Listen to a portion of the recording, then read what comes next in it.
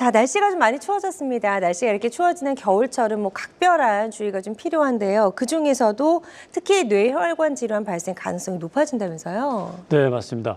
안 그래도 오늘 제가 지하철 타고 오는데 날씨가 굉장히 추워졌네요. 많이 그렇죠? 추워졌어요, 그렇죠? 네. 그래서 저희처럼 이제 뇌혈관 수술하는 의사들은 날씨가 이렇게 추워지는 겨울철이 되면 응급 환자들이 많이 오거든요. 그래서 이제 우리들이 또 바쁜 시절이 됐구나, 바쁜 계절이 됐구나. 네. 저희들끼리 그렇게 얘기를 합니다. 네. 우리 혈관은 그 온도하고 굉장히 밀접한 관계를 갖고 있습니다. 그래서 날씨가 차가워지고 추워지면 혈관은 수축을 하게 되고요. 또 기온이 올라가게 되면 혈관은 팽창을 하게 됩니다. 네. 그래서 혈관이 수축했다, 팽창했다 이런 것들이 결국은 뇌혈관에도 나쁜 영향을 미치고요. 이렇기 때문에 봄이나 가을보다는 한겨울 추운 1, 2월, 12월에 뇌졸중 환자들이 굉장히 많습니다. 네. 지금은 겨울철 이제 뇌혈관 질환 사망자 수도요. 봄, 여름, 가을에 비해서 겨울이 월등하게 높은 걸 저희가 네. 표로 좀 확인해 볼 수가 있었는데 이 뇌혈관 질환이 왜 겨울철에 불청객이 됐는지 조금 더 구체적으로 좀 설명 들어볼게요. 네. 조금 전에 말씀드린 것처럼 네. 추워지게 되면 일단 혈압이 올라가게 됩니다. 교감신경이 자극을 받기 때문에 혈압이 올라가게 되고요. 아까 말씀드린 것처럼 추운 날씨 때문에 혈관이 수축을 하게 되거든요. 네. 뇌혈관이 우리 다른 몸에 있는 혈관하고 다른 차이점이 뭐냐면 혈관벽이 다른 혈관보다 얇아요. 약합니다. 그렇기 때문에 혈압이 높아지게 되면 혈관이 터질 출혈을 일으킬 수 있는 위험성이 상대적으로 높아지게 되고요. 아무래도 겨울철에 건조해지면서 수분이 좀 떨어지게 되면 혈액의 점도도 높아지게 되고 우리들이 운동량이 좀 적어지게 되죠. 겨울이니까 아무래도 추우니까 밖에 외출하는 것들을 그렇죠. 많이 좀 적어지게 되니까 혈액의 점도가 높아지면서 혈전 가능성도 상대적으로 좀 높아지게 됩니다. 네.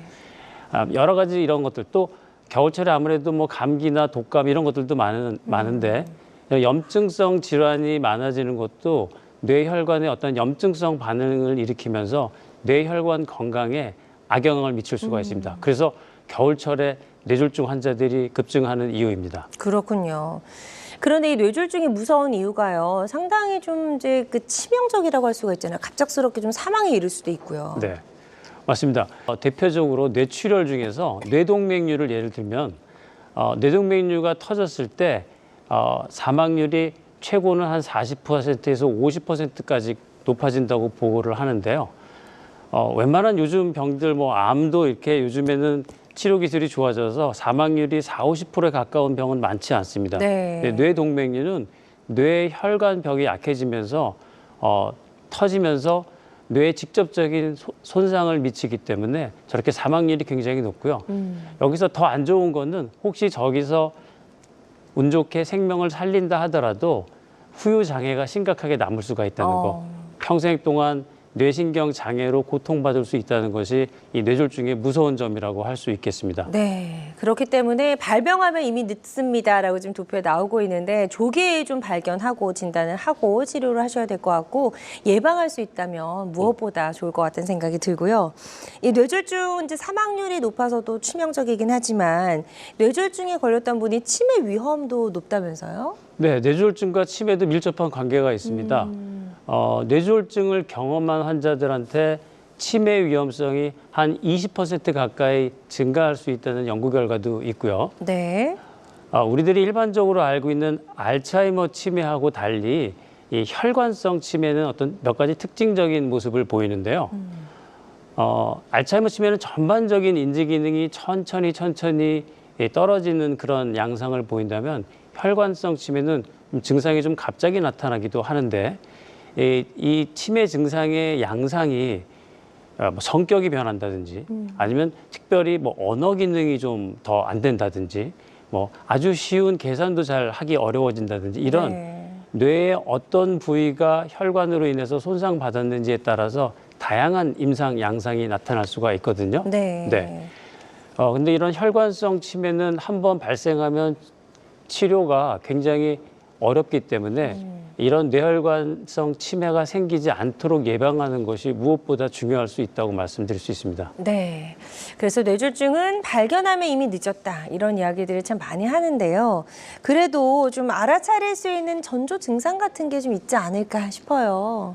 네, 저희들이 학회에서 항상 국민들께 말씀드리는 뇌졸중의 위험 전조 증상, 이런 증상이 생기면 빨리 응급실로 가셔야 합니다. 네. 하고 말하는 증상이 저희가 이제 영어에 빨리 간다 하는 fast, FAST, fast로 보통 약자로 말씀을 드리는데요. fast의 첫 번째 F는 face입니다. face, 네. 얼굴. 예를 들어서 뭐 양치질을 하는데 또는 물을 마시는데 물이 한쪽으로 이렇게 샌다든지 이거는 안면에 마비가 생겼다는 증거거든요. 그렇죠. 또는 뭐 옛날에 우리가 구안화사라고 그랬죠. 이렇게 입 돌아가는 삐뚤어지고, 안면신경 마비 이런 것들이 안면마비가 그런 단순 구안화사 같은 안면마비가 아니라 뇌졸중으로 인해서 안면마비가 생길 수도 있거든요. 그래서 즉 얼굴 한쪽에 마비가 되거나 일그러지는 증상이 생기면 병원으로 빨리 가셔야 된다는 거고요. 두 번째 패스트의 A는 암입니다. 암, 팔을 말하는 거고요. 네네. 뭐 대표적인 뇌졸중 증상이 바로 한쪽 팔다리가 힘이 약해지는 마비 증상이 생기는 거죠. 그런 한쪽 팔다리에 힘이 빠지는 증상이 생긴다. 이거는 뭐 무엇보다 빨리 지체 없이 응급실로 가셔야 됩니다. 세 번째 패스트의 S는 스피치, 말입니다. 우리가 말을 하는데 갑자기 말이 어눌해지거나 전화 통화를 하는데 발음을 상대방이 말을 잘 못 알아듣겠다.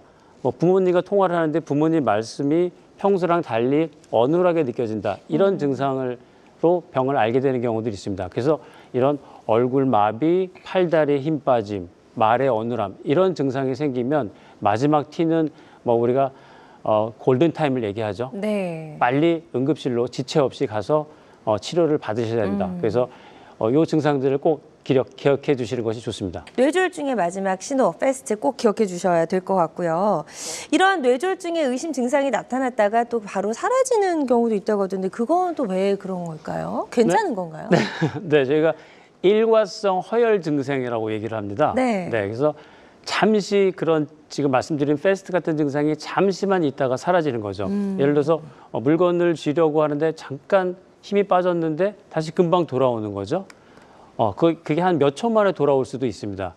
그 이유는 혈전 같은 것이 생겨서 뇌 혈관의 일부를 막았다가 몸에서 자연적으로 혈전을 녹여주는 물질이 나오면서 다시 그 혈전이 녹아버리는 거죠.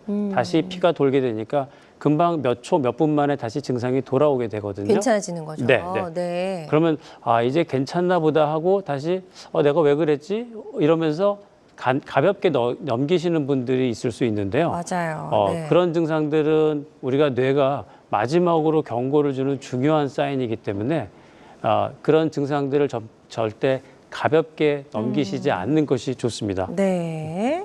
자, 그리고 뇌종양이나 뇌동맥류 이런 것도 좀 이제 비슷하면서도 좀 다른 것 같기도 한데 이것도 한번 간단하게 좀 언급해 주실까요? 네. 꼭 저런 이제 힘 빠지는 증상이 아니라 두통 증상. 물론 두통이란 거는 굉장히 우리가 흔하게 느낄 수 있는 증상이죠. 근데 두통이 양상이 또는 두통이 일어나는 시간이 어느 때에 따라서 생기냐에 따라서 의미가 조금 달라질 수도 있는데요.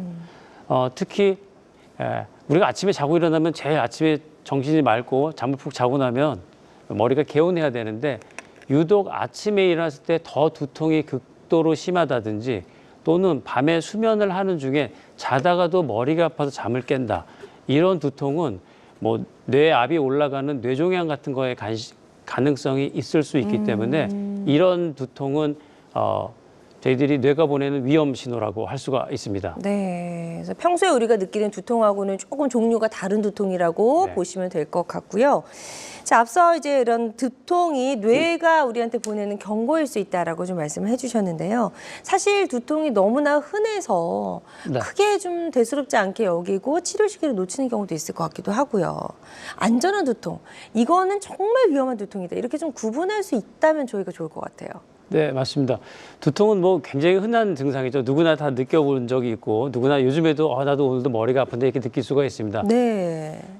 저희들이 이제 두통이란 건 크게 보면 1차성 두통과 2차성 두통으로 나눕니다. 1차성 두통이라 하는 건 뇌에 어떤 기질적인 병변이 없는 상태에서 환자가 주관적으로 느끼는 통증, 두통을 말하죠.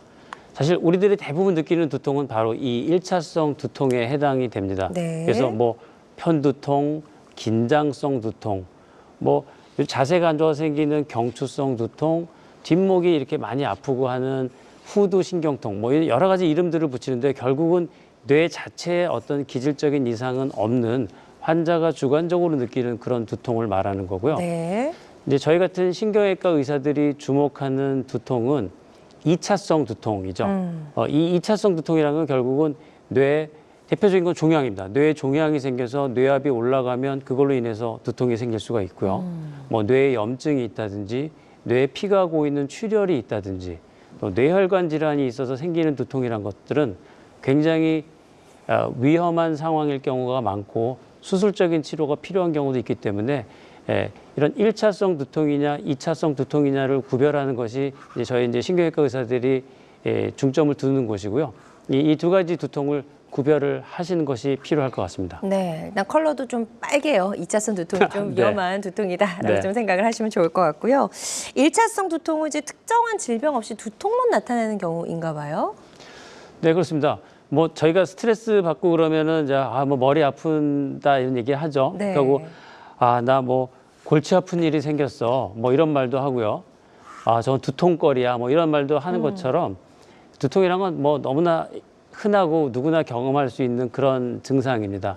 대부분 스트레스나 이런 걸로 인해서 머리나 머리 주변에 있는 근육이 수축을 하면서 그로 인해서 머리 두피를 싸고 있는 신경과 혈관이 수축을 하면서 생기는 두통이라고 할 수가 있는데요.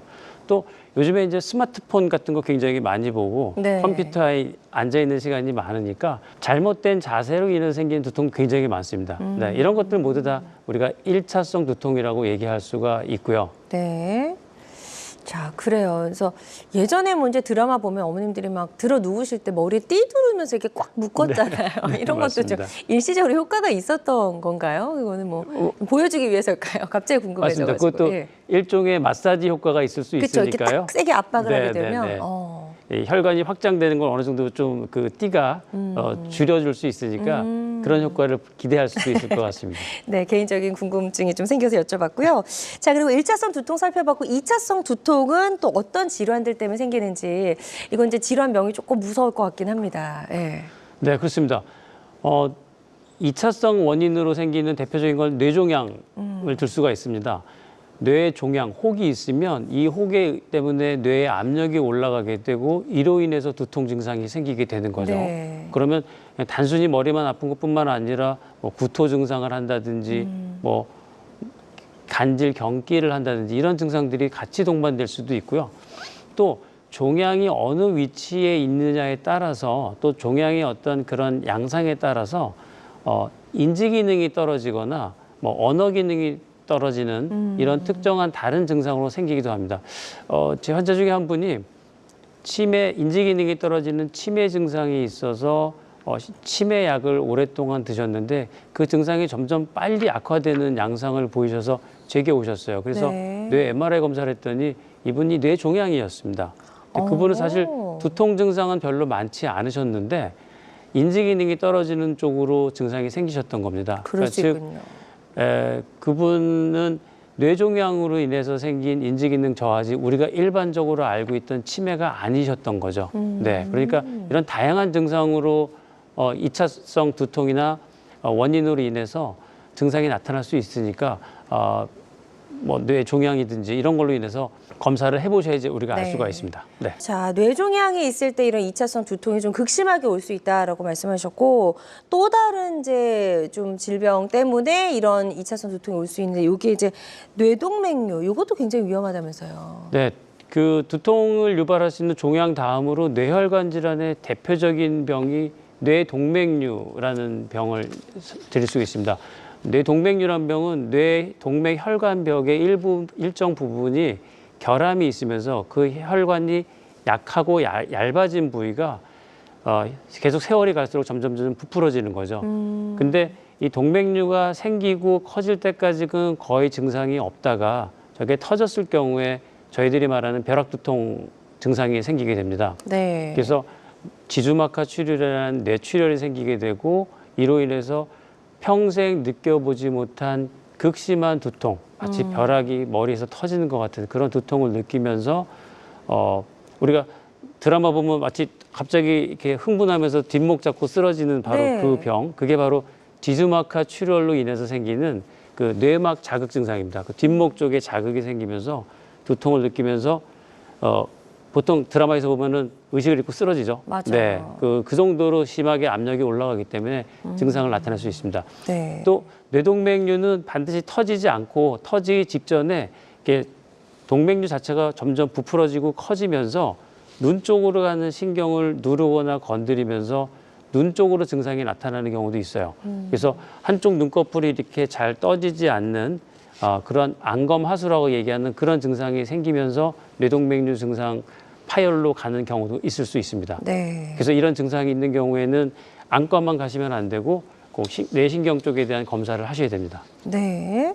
실제로 뇌동맥류가 있을 때 이제 어떻게 검사했을 때 MRI 사진으로 보이는지 한번 이 사진 보면서 조금 더 설명 들어볼게요. 네, 저 그림에서 보시는 것처럼 이렇게 빨갛게 부풀어 오른 혈관이 갈라지는 부위에서 생기기도 하고 또는 혈관의 이런 옆에 생기기도 하는데요. 혈관 조영술을 해보면 저렇게 마치 꽈리처럼 저렇게 보이게 됩니다. 네. 저희가 수술해서 들어가 보면은 저 부풀어진 저 동맥이 우리 사람 맥박에 따라서 벌떡벌떡 뛰는 걸 볼 수가 있는데요. 저게 터지면은 우리 심장에 있는 압력이 그대로 전달되는 곳이기 때문에 아주 높은 압력으로 뇌에 충격을 주게 됩니다. 그래서 우리가 두통을 느끼고 의식을 잃게 되는 거죠. 네, 좋습니다. 자, 이렇게 해서 뇌동맥류 그리고 뇌종양에 있을 때도 아주 극심한 두통이 올 수 있다라는 사실 저희가 설명을 좀 들어봤습니다. 일단 검사가 좀 필요한 경우들이 있다고 들었어요. 어떤 경우죠? 네, 네. 우선 첫 번째는 이제 가족력이 있는 경우 집안에 자기 직계 뭐 부모님이나 형제 중에 가족력이 있는 분들은 뇌에 대한 검사를 받으시는 것을 권유를 드리고요. 네. 혹시 사실 나이는 어떤가요? 과연 몇 살부터 뇌 검사를 해야 되는지에 네. 대한 정확한 가이드라인이 있지는 않지만 저 같은 경우는 제 지인들한테 40세 이상인 경우에는 반드시 뇌나 뇌혈관에 대한 검사를 해볼 것을 권유를 드립니다. 뇌동맥류 같은 병은 인구 한 100명에 2명, 3명 정도 있는 매우 드물지 않은 병이기 때문에 반드시 한 번은 검사를 해보는 것을 권유를 드리고요. 뭐 2주 이상 약을 먹어도 두통이 사라지지 않는 그런 두통의 경우도 뇌에 대한 검사가 필요한 경우라고 할 수가 있습니다. 그리고 아까 말씀드렸던 것처럼 눈에 초점이 맞지가 않는다든지 시야가 흐려진다든지 뭐 구토나 어지러움증이 동반되는 그런 증상이 있는 경우 그리고 고혈압이나 고지혈증, 당뇨 같은 만성 질환이 있는 경우에도 뇌에 대한 검사를 권유를 드립니다. 네. 치료를 고려 중이거나 앞두고 계신 분들이 반드시 알아야 할 주의사항이 있다면 어떤 게 있을까요, 원장님? 네, 이 뇌혈관 질환은 사실은 증상이 없는 경우들이 굉장히 많습니다. 우리 뇌혈관은 우리 통증을 느끼는 그런 신경세포가 없기 때문에 혈관이 한 7, 80% 좁아지고 막혀도 증상이 없는 경우가 많고 네. 아까 동맥류처럼 혈관이 부풀어져도 터지기 전까지는 증상이 없는 경우가 많기 때문에 반드시 선제적인 검사를 꼭 권유를 드리고요. 일반적인 두통을 가볍게 생각하지 마시고 아침이나 수면 중에 발생하는 두통 그리고 약물이나 이런 거에 진통제에도 듣지 않는 그런 두통이 있을 경우에는 반드시 뇌에 대한 검사를 해보시는 것을 권유를 드립니다. 네, 좋습니다. 자, 오늘 이제 이런 여러 가지 뇌졸중을 비롯한 다양한 뭐 심뇌혈관 질환에 대해서 살펴봤고 치료법도 좀 알아봤습니다. 모든 치료법에는 부작용이 따를 수 있고 개인마다 치료 효과가 다르다는 점, 그리고 전문의와 상담을 통해서 적절한 치료를 받는 것이 가장 중요하다라는 걸 꼭 기억해 주셨으면 좋겠습니다. 지금까지 정진영 원장님과 함께했습니다. 원장님 오늘 말씀 잘 들었습니다. 네, 고맙습니다. 감사합니다.